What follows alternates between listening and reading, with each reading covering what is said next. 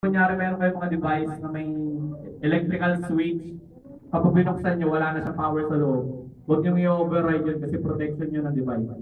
Do not play with the drill and as well with the soldering iron. Huwag nyo paglalaruan yung drill na kunyari, babarinahin nyo yung sarili nyo, babarinahin nyo yung katabi nyo. Kasi ano yun, wala na kayong groupmate pag nangyari yun. Tapos wash hands after the project making. Siyempre, ayaw nyo mag-iwan ng masamang alaala sa project nyo, kaya kailangan magasin yung kamay. Yan. Yan yung ating minimap. Yan yung practical sa hands-on seminar nyo. May counter nyo lahat yan. Bakit nga ba tayo nagpo-project making? Ano nga bang meron doon? Ayan. A prototype is an early sample or model built to test a concept or process. Bale, ang gagawin natin is only a prototype, hindi professional modeling. Ang pinagkaiba ng prototype sa professional modeling, ang prototype, wala tayong finishing. Hindi natin i-finish yung project as is for industrial use. Ang maganda sa prototype kasi, mura siya. Hindi siya cost, hindi siya kumakain ng pera. A schematic diagram represents the elements of a system using abstract graphic symbols rather than realistic pictures. Nakakita na ba kayo ng schematic? Simpleng RC circuit, mga ganyan. LC circuit yan. Yun yung nagre-represent ng isang buong system. Kung hindi nyo alam yung schematic, tumingin na lang kayo sa roadmap. Ang roadmap ay isang schematic ng daanan. Hindi siya schematic ng circuit. Yan. Schematic symbols. Isa yun sa mga horror pictures na sumisikat ngayon. Pagdating sa fourth year, late fifth year. Pag nakakita ka ng ganyan, hindi ka na makakatulog tuwing gabi. Sigurado sa inyo kasi may isip nyo palagi na para kayo minumulto nyo tuwing gabi. Dahil kada component niya may sariling function. At hindi nyo maintindihan yung function hanggang hindi nyo ina-apply through hands-on. Ayan, mas nakakatakot pa yan. Ayan yung kanina, mga lang yan, mga auxiliary parts lang yan. Pero lahat yan sigurado ako gagamitin nyo bago kayo makapungtong ng fourth year. IC, integrated circuit. At ano nga bang integrated circuit? May computer hardware fundamentals na ba kayo ngayon? Kung nakita kayo ng RAM, kung alam niyo RAM, siguro may mga computer geeks inyo. Nakita niyo RAM, may mga kulay itim siya na parang blocks of memory. Tawag ng integrated circuit. Isa siyang silicone contained material na nandun na lahat ng mga discrete components. Ano nga ba pag sinabing discrete? Pag sinabi natin discrete, yung pa isa-isa. Kunyari, meron kang resistor na isang piraso. Ang resistor na yon, bali kung may compare mo sa size sa isang PCB, malaki na yung makakain. E paano kung kailangan ng circuit mo 1,000 resistor? Paano mo pagkakasyahin ito sa circuit? Siyempre, kailangan mo ng IC. Kasi kasya sa isang IC maski 1,000 resistor. Yan. Different ICs of different functions and as well as different configurations. Bali, kanya-kanyang IC, kanya-kanyang gamit. IC sa market will tell you which is the pin number 1. Siyempre, hindi naman pwedeng mahuhula tayo sa IC kung ano yung laman niya. Ayan, gagamitin nyo mamaya yan sa demo sa hands-on seminar. The IC above is a timer named LM555. Kung makikita nyo dyan yung pin number 1, mayroon siyang below sa taas. So may kaliwa banda. Kung wala naman kayong makitang below, hindi naman yung problema kasi lahat ng IC merong semi-last pin niya. Before proceeding to the actual test for your schematic, circuit simulations are strongly needed. Simulators generally produce a mathematical answer to your schematic. Also, it can provide graphical results. Bali, kailangan natin i-test yung circuit nyo kung gumagana. Kung meron man sa inyo dito na mga addict dyan sa mga circuit, bali, meron yung mga simulators na ginagamit. Yan. Some simulators tend to manifest bugs, therefore you should test your schematics to at least 3 simulators. Hindi naman perfect ang pagkakagawa ng simulator. Siyempre, kung mga computer engineers din ang gumagawa niyan, mga IT experts, hindi naman sila perfectong tao para mawala ng bug yung kanilang program. Kaya kailangan at least sure kayo na talagang perfectly gumagana yung circuit niya.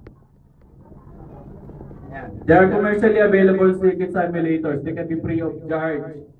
Bale yan, nakikita niyo naman yung mga features na yun. Hindi naman ako nagpo-promote ng piracy, pero kailangan talaga yung subuhan ng estudyante.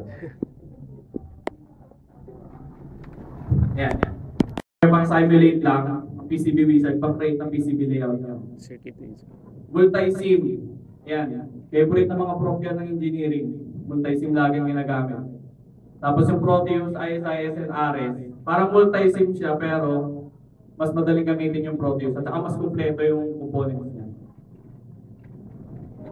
Circuit wizard is the most popular among the cell simulators.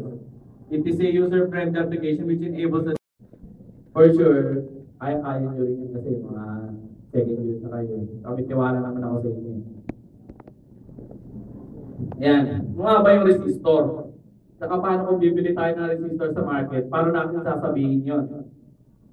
Yung resistance, what is resistance ba? Ability to resist current usually measured in ohms.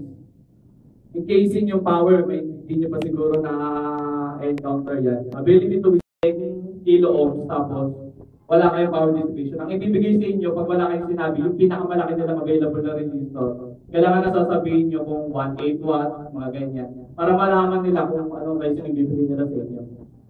Yung tolerance, yung upper and lower ranges, determine the extremes and lows of a resistance value. Siguro na resistor color coding, pinakasikat. Bali, ang ginagamit kadalasan ng engineering sector, what is capacitance ba? Ability to resist changes in voltage measured in farads. Tapos ang capacitor voltage, pag bibili kayo, yun yung maximum voltage sa capacitor can charge. Meron tayong tinatawag ng mga polarization sa capacitor. Yung polarized capacitors, nag-work lang sa pag tama yung polarization nyo.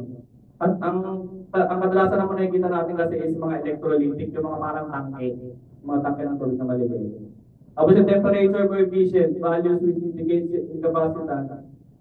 changes in capacitance with respect to temperature. Bale, kapag gumagawa kayo mga sensitive circuits katulad ng mga filter, mga ganyan, kailangan yung temperature coefficient ng capacitor. Naturo na ba kayo magbasa ng capacitor na ganyan? Hindi ba? Tingnan nyo na lang siya. Para rin siyang resistor, ang importante lang naman sa kanya yung tatlo. Yung 104 lang na nandun sa kabilang side. Ang letters naman kasi is tolerance eh. Kailangan lang natin yung tolerance pag gumagawa tayo ng mga talagang sensitive na circuits katulad ng mga sensors. Pag nag-microcontrollers kayo at nag-embedded system, kailangan nyo yung tolerance code. Kasi pag hindi nyo chinag yung tolerance code, pag gagawa nyo ng project nyo, gumagana ngayon, pag ipapacheck nyo na, hindi na gumagana. Ano nga ba yung breadboard? Pagkain ba yun o ano? In solderless PTH yung pin through hole, may mga butas siya. Sa plastic board with equally spaced holes, which are early used for early prototyping and device testing. It can be used as an early mounting circuit for chassis design. Nakita na ba kayo ng kulay puti? Before prototyping, we need to use a breadboard of the schematic if it is working. Although this will delay your project making, it will be an assurance of a full working project. Ayan yung itsura niya. Pag nakakita kayo ng ganyan, siguro akala nyo lagayan ng anapre kasi marami sa mga maliliit. Yung nasa right side, yung kanyang conductivity. Yung naka-black, shorted yan from pin A to pin E, shorted yan as one line. Balik kayo na bahala doon sa schematic kung paano nyo i-point out yung schematic sa ganyan. Materials testing. Electronic devices should be tested before soldered into the PCB. Testing can be done by using a multimeter. Siguro naman sa basics yung tinuruan na may gumamit ng multimeter, diba? Yung analog. Yan. Yung multimeter or multitester known as BOM is an electronic measuring instrument that combines several measurement functions in one unit. Bali ang BOM yan, magtitest kayo ng voltage, magtitest kayo ng resistance, At siyempre magte-test din kayo ng current sa circuit.